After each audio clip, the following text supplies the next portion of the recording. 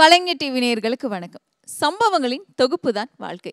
சில சம்பவங்கள் ஒரு கனவு போல நம்ம லைஃப்ல திரும்ப திரும்ப வரணும்னு ஆசைப்படுவோம். சில சம்பவங்கள் நம்ம லைஃப்ல வரவே கூடாதுன்னு வேண்டிப்போம். ஒரு கனவு போல. இது எந்த மாதிரியான சம்பவங்களின் தொகுப்புன்னு டீம் மெம்பர்ஸே கேட்டு தெரிஞ்சுக்கலாம். வணக்கம், வாழ்த்துக்கள். கடந்த வெள்ளிக்கிழமை இந்த படம் ரிலீஸ் ஆகி நல்ல வரவேற்பு அடைஞ்சிருக்கு. அண்ட் நீங்கள்லாம் என்ன மாதிரியான ஒரு படம் கொடுக்கணும் அப்படின்னு நினச்சி உருவாக்குனீங்களோ அதே மாதிரி ஒரு எண்ணத்தோட ரசிகர்களும் பார்த்து ரசிக்கிறாங்க. அதுக்கான பதில் ஒவ்வொருத்தரும் கொடுக்கணும். ஃபர்ஸ்ட் நான் டிரெக்டர் சார்கிட்டே நான் கேட்டுடுறேன். இந்த ஃபீல் எப்படி இருக்குது நீங்கள் சொல்லுங்கள் சார். உண்மையான ஆனந்தம்னு சொன்னால் ஒரு படைப்பாளிக்கு அந்த படைப்பை அவன் எடுக்கிற போதே, அதை படமாக்குற போதே, அவன் திரைக்கதை ஆக்குற போதே அந்த சந்தோஷம் வரணும். எனக்கு இந்த படம் எடுக்கிற போதே, ஒவ்வொரு ஷாட்டும் எடுக்கிற போதே இது யாருக்காக எடுக்கிறேன்னு நான் நினைப்பேன். முதல்ல அப்படி எடுக்கிற போதே எனக்கு அங்கே சந்தோஷம் வந்துருச்சு. அந்த சந்தோஷத்துக்கான அங்கீகாரம் வரும்போது நிச்சயமாக அது இன்னும் ரெட்டிப்பாகும். நாம் நினச்சதும் நம்முடைய சிந்தனையும் நியாயமாக இருக்குது, சமூகத்தை ஒட்டிய மனங்களுக்கு நாம் சரியான சாப்பாடு போட்டிருக்கோம், இந்த மக்களுக்காகவும் சமூகத்துக்காகவும் தான் அந்த கலை, இந்த சினிமா நினச்சிக்கிட்டு அவ்வளோ பொறுப்புணர்ச்சி அந்த ஆனந்தத்தை அடைஞ்சதால் இந்த இடத்துல மறுபடியும் ஒரு ரெட்டிப்பு ஆனந்தமாக கிடைச்சிருக்கு. அண்ட் ராம் சார், நீங்கள் சொல்லுங்கள், இந்த ஃபீல் உங்களுக்கு எப்படி இருக்குது? இது ஒரு கனவு மாதிரி தான் இருக்குது. ஒரு கனவு மாதிரி தான் இருக்கா? அந்த கனவு எப்படி இருக்குது? இல்லை, அந்த கனவு நிஜமாகும் போது நமக்கு ஒரு சந்தோஷம் இருக்கும்ல. ஆமாம், பொதுவாகவே கனவுல வர்றது நிஜத்தில் நடக்காதும்பாங்க. ஆனால் இந்த கனவு நிஜத்தில் நடந்துகிட்ருக்கு அப்படின்போது அது பெரிய சந்தோஷம்தான். ஸோ அந்த கனவுக்கு முழு முதல் சொந்தக்காரர் இயக்குனரும் தயாரிப்பாளரும் தான். ஸோ அவங்களுக்கு தான் இந்த நேரத்தில் நம்ம பெரிய நன்றியை சொல்லணும். அமலா, நீங்கள் சொல்லுங்கள். என்னோட ஃபர்ஸ்ட் மூவி இது. தமிழ் அவ்வளோ நல்லா தெரியாது, எக்ஸ்கியூஸ் மீ. பரவாயில்ல அப்படின்னு சொல்லுவாங்க, ஆனால் நல்லா பயங்கரமாக வீசுவாங்க. கிராமட்டிக்கல் எரர்ஸ் வரும், அதில் ப்ராப்ளம் இல்லை. ஓகே, இந்த மாதிரி நல்ல ஒரு கேரக்டர், ஒரு ஃபீமேல் ஸ்பேஸ் இருக்க ஒரு மூவி கிடச்சிது.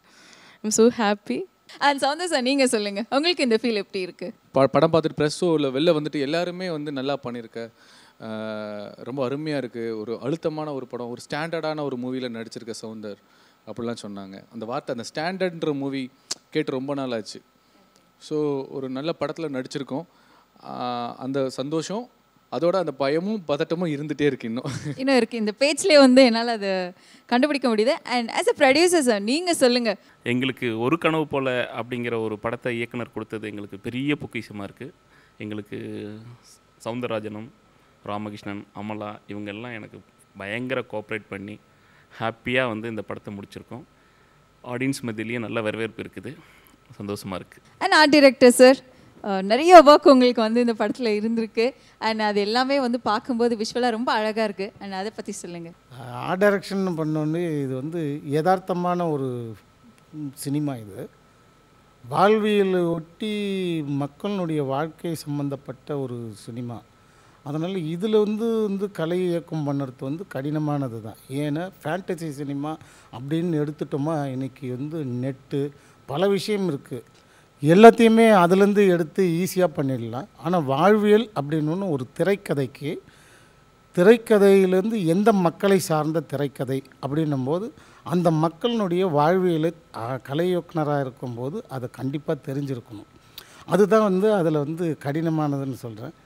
அதனால் அந்த விஷயத்தில் இந்த டைரக்டர், நான் கோ டைரக்டராக வேலை செஞ்சதுனாலையும் ஆர்ட் டைரக்டராக வேலை செஞ்சாலும் ஆஃபீஸ்லேயே அதுக்கான விஷயங்கள் அதனுடைய பின்புலங்கள்லாம் எனக்கு திருப்தியாக பண்ணியிருக்கேன் அப்படின்ட்டு ஒரு சந்தோஷம். ஆக்சுவலி நீங்கள் படம் பார்த்துருந்தீங்க, பார்த்துருப்பீங்க. அது ஒரு செட்டு வீடு இருக்கும், நடராஜோட வீடு. அந்த ட்ரெயின் ட்ராக் ஒட்டி, அது வீடு கிடையாது, இவர் போட்ட செட்டு. அவ்வளோ ஒரிஜினலாக போட்டுருக்காங்க, யாருமே செட்டுன்னு சொல்லலை இது வரைக்கும். அண்ட் இந்த படத்துடைய பாடல்கள் கேட்கும்போது அவ்வளோ சுத்த சைவமாக இருக்குது, அவ்வளோ ஃபீல், அவ்வளோ ஆரோக்கியம் இருக்குது அந்த பாடல்களில். அண்ட் அதை பற்றி சொல்லுங்கள். கனவு போல் படம் பண்ணது என்னை பொறுத்தவரை பெரிய ஒரு பாக்கியம் நினைக்கிறேன். ஏன்னா ஒவ்வொரு சிச்சுவேஷனுமே வெர்சட்டாலிட்டி இருந்துச்சு. எல்லா விதமான பாடல்களும் பண்ணுறதுக்கு ஸ்கோப் இருந்தது. குறிப்பாக ரீ ரெக்கார்டிங் கூட அப்படி தான், மேக்ஸிமம் மியூசிக்லேயே நிறைய இது சொல்லியிருந்தேன். அதனால் இந்த படம் பண்ணது ரொம்ப ரொம்ப சந்தோஷமான விஷயம். இந்த படத்தில் குறிப்பாக கிளைமாக்ஸுங்க எனக்கே ரொம்ப ரொம்ப பிடிச்ச சாங். அது ஃபஸ்ட் சாங் அதான் நான் கம்போஸ் பண்ண அந்த சாங். ஸோ அந்த சாங் நல்லா வந்திருந்தது. மியூசிக் டைரக்டர் சொன்ன மாதிரி சங்கர் மாதன் சார் பாடியிருப்பார். அவர் பெண்மையை போட்டுற மாதிரியான ஒரு பாடல். அது கவிஞர் முத்துலிங்கம்மையா எழுதுனது, புலவர் முத்துலிங்கம்மையா எழுதுனது. அது என்னென்னா, அந்த படத்தில் ஒரு சீக்வன்ஸ் இருக்கும். என்னோடய மனைவிக்கு நான் அவங்கள மரியாதை செய்கிற மாதிரி, ஏன்னா அந்த பெண்ணை கடவுளாக தெய்வமாக போற்றி தான் அந்த ஒரு பாடல் இருக்கும். ஆமாம், ஸோ அவங்களுக்கு பாத பூஜை பண்ணுற மாதிரி ஒரு சீக்வன்ஸ் இருக்கும். ஸோ அவங்களுக்கு வந்து அந்த மஞ்சள் தண்ணியில் காலெல்லாம் கழுவி நீங்க பவ்யமா நீங்க குனிஞ்சு விழுந்து காலெல்லாம் தொட்டு கும்பிட்டு கும்பிடுறீங்க. கும்பிட்டு எந்திரிக்கும் போது சுற்றி ஷூட்டிங்க்கு வந்திருந்த அந்த லேடிஸோட முகத்தில் அவ்வளோ பெரிய பெருமிதம் இருந்துச்சு, பூரிப்பு இருந்தது, சந்தோஷம் இருந்தது. Okay. அதுதான் என்னன்னா, ஒரு பெண்ணை வந்து சின்ன விஷயந்தான் நம்ம அவங்க சந்தோஷப்படுத்தும் போது எவ்வளோ பெரிய பாக்கியத்தை நம்ம அடையிறோம் அப்படின்னு எனக்கு ஒரே ஒரு விஷயம் தான் தோணுச்சு. நாளைக்கு கல்யாணம் ஆச்சுன்னா என்னோட மனைவியை ஒரு நாளாவது அப்படி மரியாதை செஞ்சு பார்க்கணும் அப்படின்னு நிஜமாவே தோணுச்சு. அது என்னன்னா, அதுதான் சொல்கிறேன், பெண் அப்படின்றவங்க வந்து ஒட்டுமொத்த கஷ்டத்தையும் பாரத்தையும் சுமந்துட்டு தான் இருக்காங்க. அவங்கள வந்து ஒரு தடவை நம்ம சந்தோஷப்படுத்தி பார்க்கும்போது அந்த ஒரு தடவை சேருது ஒரு 10 வருஷத்துக்கு அந்த அந்த அந்த வைப்ரேஷன் இருந்துகிட்டே இருக்கும். அது நிச்சயமாக அது வந்து டைரக்டரோட கான்செப்ட், நம்மலாம் ஒன்றுமே கிடையாது. அதில் வந்து வாலி சார் தான் சொல்லுவார், நான் உலகமே நாடக மேடை, நம்மளாம் நடிகர்கள் அப்படின்னு சொல்லிட்டு. ஓகேவா? ஸோ இந்த படத்தில் வெறும் நடிகர்களாக தான் எங்களோட பங்கு செஞ்சுருக்கோம். ஸோ அத்தனை கான்செப்ட்டுக்கும் அவர் தான் அந்த கிரெடிட் கோஸ்.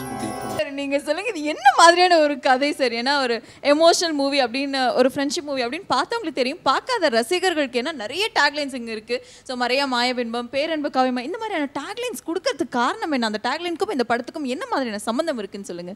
வாழ்க்கை சமூகத்தில் நம்ம என்ன செய்கிறோம், கெட்டதை எல்லாம் நீக்கிட்டு, கெட்ட கனவெல்லாம் நீக்கிட்டு, இந்த கனவான வாழ்க்கையில் நல்லது மட்டுமே செய்யணும் அப்படிங்கிற ஒரு சின்ன அழகான விஷயத்தான் ஒரு கனவு போல. வாழ்க்கை ஒரு கனவு போல தான்.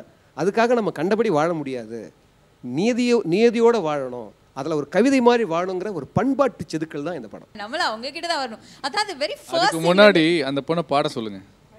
அப்படியா? ஓகே. ஸோ அமலா எல்லாருமே ஆசைப்படுறாங்க எங்களுக்காக இந்த படத்துடைய பாடல். நல்லா பாடுறா. அவர் ஆசைப்படுறாருன்னு சொல்லுங்க, நான் ஒத்துக்கிறேன். எல்லாருமே ஆசைப்படுறாங்க, நீ எங்களை எல்லாம் சேர்க்குறீங்க ஆசைப்படுறேன் சார், அப்படி ரசிகர்கள் சொல்லுங்க. கண்டிப்பா அதை கேளுங்க, அதை கேளுங்க. மலையாள படத்தில் ஒரு பாட்டு சங் பண்ணிருக்கேன். அமலா பாடுங்க. பெற்ற தாயினை மகன் மறந்தாலும், பிள்ளையை பெறும் தாய் மறந்தாலும், உற்ற தேகத்தை உயிர் மறந்தாலும், உயிரே மேவிய உடல் மறந்தாலும், கற்ற நஞ்சகம் கலை மறந்தாலும், கண்கள் நிந்திமைப்பது மறந்தாலும், நாற்றவத்தோருள்ளிருந்தோகும் நமச்சிவாயத்தை நான் மறவேனே. ராம் சார், இந்த படத்தில் வந்து ஒரு லாரி டிரைவராக வந்து நீங்கள் நடிச்சிருக்கீங்க. யூஸ்வலாக வந்து கார் எல்லாமே வந்து இப்போ ட்ரைவ் பண்ணுவீங்க. அண்ட் ஒரு லாரி வந்து நீங்கள் ஏற்கனவே உங்களுக்கு ஓட்ட தெரியுமா, இல்லை நீங்கள் இந்த படத்துக்காக நீங்கள் கற்றுக்கிட்டீங்களா? லாரி டிரைவர் அப்படின்னும் போது அதுக்குன்னு சில மெனக்கடல்கள் இருக்குல்ல. ஸோ யார் வேணாலும் ஓட்டலாம், பட் அதுக்கான ஒரு சின்ன ஒரு உருவம் வந்து அதுக்கு ஒத்து போகணும். ஸோ அதுக்கு ஒத்து போகிறது கொஞ்சம் கரடு முரடாக இருக்கிறதுக்கு கொஞ்சம் முயற்சி பண்ணேன். நான் ஷார்ட் எடுத்துகிட்டு இருப்பாங்க, அப்படி பின்னாடி போயிட்டு இந்த க்ரெயின் வெயிட் எடுத்துகிட்டு இது ஒர்க் அவுட் பண்ணுவேன். ஒர்க் அவுட் பண்ணிட்டு வந்து ஷார்ட்டில் நிற்கும்போது என்னென்னா, அந்த நேரத்தில் ஃபேஸ் கொஞ்சம் மாதிரி ரஃப்பாக தெரியும்னு வச்சுக்கோங்களேன். இப்படி தான் கொஞ்சம் கொஞ்சமாக ஒரு சின்ன முயற்சி இருந்தது. ரெண்டாவது வந்து ஐவிஸில் வந்து கன்னியாகுமரி டு இந்த நாகர்கோவில் இந்த திருநெல்வேலி ஐவிஸில் வந்து ஆக்ஷன் பிளாக் எடுத்தோம், ஒரு சேசிங்கு. ஸோ அதெல்லாம் அது வந்து இந்த நேரத்தில் அவரை வந்து நான் நினைவு கூறணும். தியாகராஜன் மாஸ்டர், அவர் ஒரு 1000 படங்களுக்கு மேலே வந்து ஸ்டண்ட் சீக்வன்ஸ் பண்ணவர். ஸோ அவரோட ஸ்டண்ட் டைரக்ஷனில் நான் நடித்தது வந்து ஒரு பெரிய சந்தோஷமாக நான் நினைக்கிறேன் நான். ஸோ அது வந்து என்னென்னா, அந்த ஐவிஸில் வந்து லாரி ஃபுல் டிராஃபிக்கில் இருக்கிற இடத்துல வந்து லாரி ஓட்டணும்.